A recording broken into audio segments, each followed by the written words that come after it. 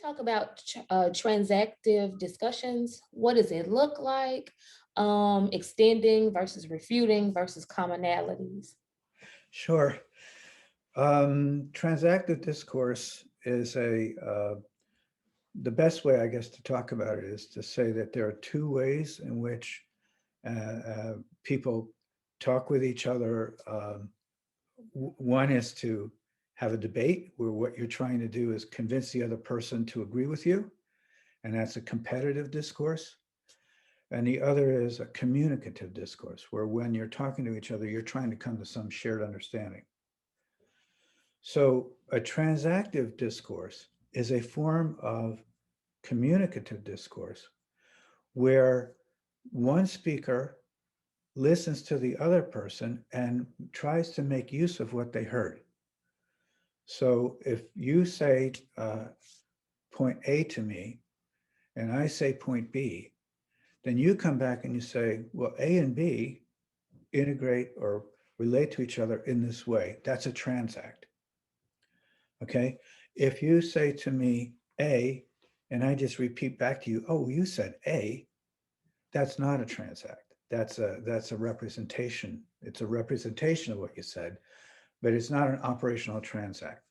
So transactive discussion is where I'm really listening to you. I'm making use of what I heard. I'm trying to extend it. I'm trying to add to it. I might even come in with a rebuttal to what you said. But if it's a communicative discourse, then you and I are transacting. We are acting on each other's statements toward the goal of coming to a common shared position at the end. So in an example that we had kids talking about it was whether it was okay to engage in property damage in order to respond to injustice. Yeah, That's a good one. graders. Yeah, it was fascinating because it was in the context of the Boston Tea Party. You know, the Boston Tea Mm. Party, they threw all the tea in the harbor. Okay, so they destroyed the property of the people who had the tea in the name of justice, and we celebrate it, right? So the Right. teacher was very smart because this was in Oakland, and there were this was back when Occupy Wall Street, when there was the Oh, okay. Occupy demonstrations. Well, in Oakland, some of it turned into destroying stores and so on. And so we had a transactive communicative discourse in this classroom where some students took the position, well, you can't hurt property, it doesn't have feelings. And other kids came back and said, no, the property doesn't have feelings, but the person who owns it is being hurt. And Mhm. how would you like it if somebody came and destroyed your house? Well, a business isn't a house. And then they would come back and they would operate on that statement and say, no, a business isn't a house. On the other hand, a business is what provides this person with the money to own their house. And by the way, when you destroy their business, somebody has to pay for that. And if they raise prices, guess what? It's all of us. And so, oh, you mean when you destroy property, you're actually destroying people? So this conversation moves from being oppositional positions to where they are putting together, oh, well, when you're destroying property, yeah, the property isn't hurt, but the person who owns the property is hurt. Hurting The property is community hurt is hurt. people, and so on. And so that was a beautiful transactive discourse that was also communicative. And the kids came out of it feeling very differently than when they went in. It also provides a deeper understanding and a more empathy towards both views. Is that correct? Exactly, exactly. You understand the people who are doing the property damage because they're trying to take care of what they think is an injustice that these businesses have done. At the same time, you're saying, well, you know, a lot of these businesses aren't Jamba Juice. A lot of these businesses are mom and pop stores, Mhm. and going back and forth with this and trying to then say, okay, well, then what would have been a better way to express the same frustration? What would have been a more constructive way? What's another way? We don't want to give up the idea that we want to respond to these injustices and inequities in the economic system, but what's a better way to do it? And that's a transactive discourse that's also communicative and moves towards uh, a fair outcome that takes into account different positions. And that's really different from just the teacher saying, here's the Boston Tea Party, write an I essay. was just thinking that it's more interactive. It's helping students with their language Yes, skills, yes, language acquisition. It's yes, helping them with critical thinking. And yes. it's really engaging and makes students want to come back to class. It's like this is not some just isolated one day event. There are consequences and repercussions to every action. In fact, we have data on this. In the work we did in the Oakland Public Schools, we found that in the history classes that did this sort of an approach, where they did the domain analysis and they did the communicative transactive discourse, interest in school went up. The kids' evaluations of the class was more positive. They learned more history. They outperformed the students in the other classes. They learned the history better, more deeply, and they developed morally. The teachers loved it. I still get emails from these teachers. This is years after. They're not even in the Oakland school system. They still write to me because they were so skeptical. But when they did this, they realized the kids are really into wanting to learn the history, you know, because they could see that, oh, it's not dead. Mhm. You know, it has to do with my life. It has to do with how I want to live. It has to do with, and you're right. It works. I think that's one of the most, the biggest criticism of some civics and history classrooms is that students come in with this preconceived notion that history happened long ago. It's not relevant to my life right now. And Right. I always challenge teachers to make it relevant. Like everything is relevant to how they live, and it's a predictor for how we will live in the coming generations. So I love that theory of, not the theory, but I love the transactive communication. And I think it's something that should totally, maybe biased, be implemented throughout classrooms across the nation because it's so important for You know public what? schools. I didn't mean to interrupt you, but you know where the research on this has shown up is in STEM. Hmm, That it's the best way for kids to learn science concepts too. Is really? yes, and is to be in dialogue and to talk to each other and figure things out rather than just memorize, and then do a memory dump on the test. Yeah, it makes it alive, and I know that history teachers love their topic Mhm. and are just dying to figure out a way to get the kids to love it as much as they do. And this is a way to do it. Thank you for that.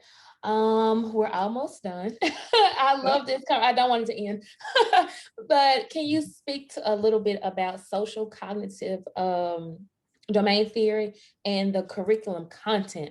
How do we integrate it? How do we break it down? Well, that's a good question. Okay, so let's take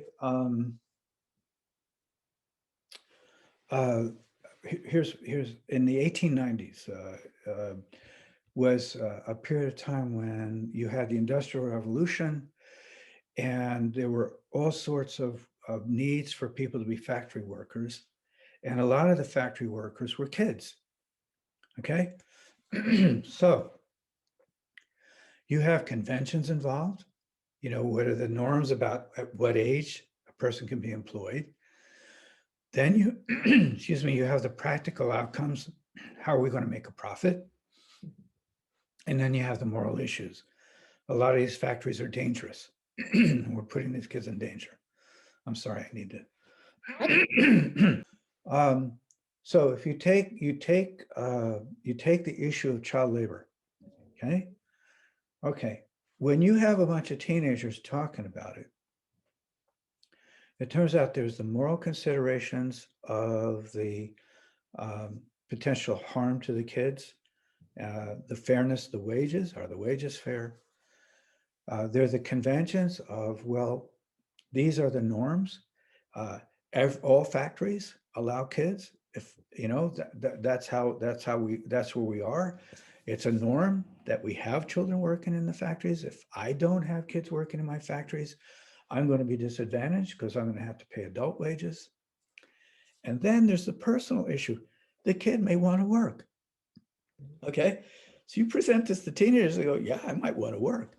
And so you would then set up so that would be a domain analysis of child labor.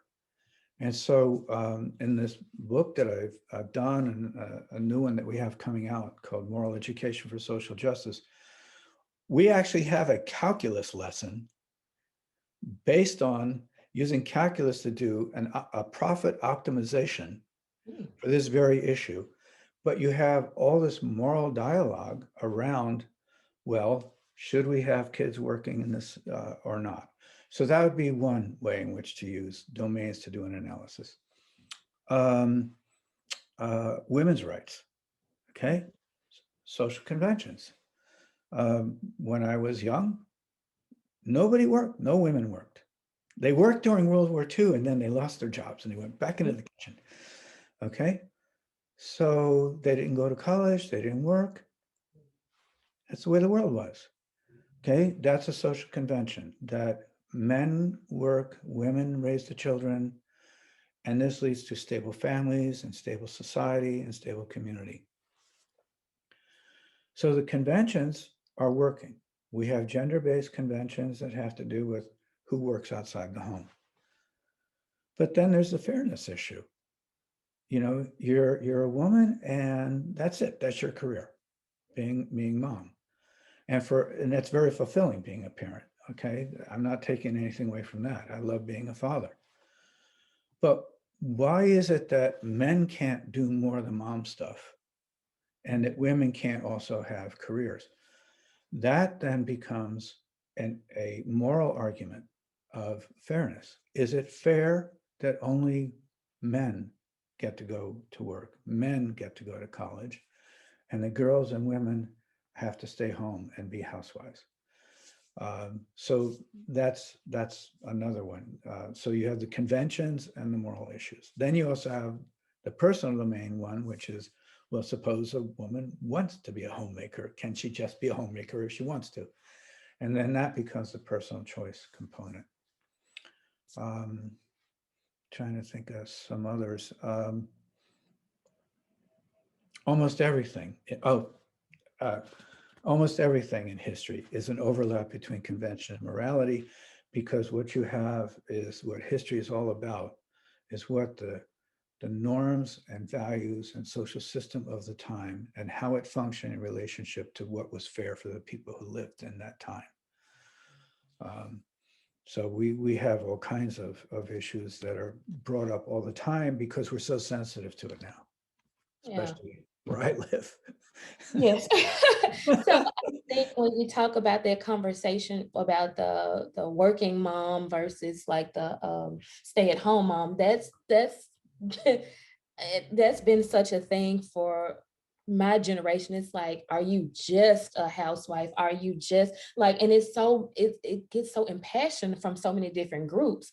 And I think that it's important with the language around it, because some kids will say, I would love to have my mom at home, when I was there, but I do understand my mom has to work. So listening to kids talk about that and wrestle with it, I think is really important as well.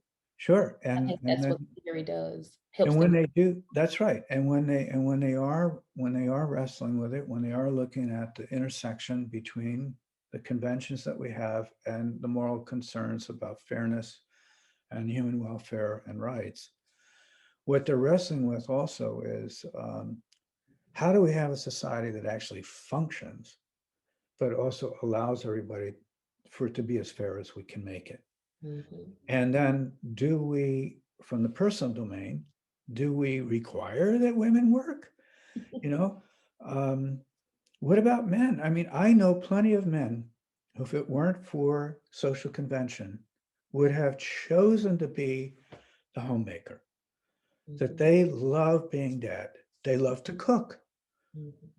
They're really into interior decorating. These are men who are dads and husbands and all this stuff. They don't want to go out and do the career.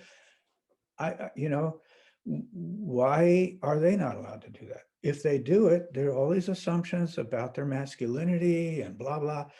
And so these are things that kids can also think through. It makes certain people nervous, if you have kids actually talk about these things, but they feel empowered when they do it. And they feel that,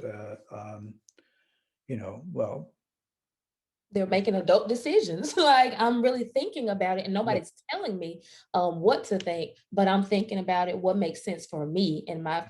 I just think that sometimes those conventions can be so stifling that you can't even imagine to even think about another type of world.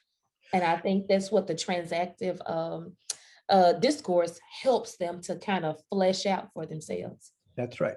And what's interesting is that you're not saying that you must be this, you must be this. It's you're asking the kids to think about, well, okay, somehow or other, we still have to have a household, you know? Are we just going to like outsource it to immigrants, which is what is happening? Everybody's gone to work. Well, guess who's cleaning the house? Guess who's taking care of the kids? We outsourced it.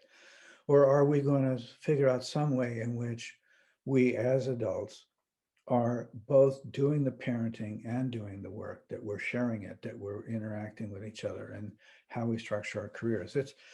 It's not easy, but giving kids the chance to reflect and talk with each other is important, because it is going to be their lives after they get out of our school system.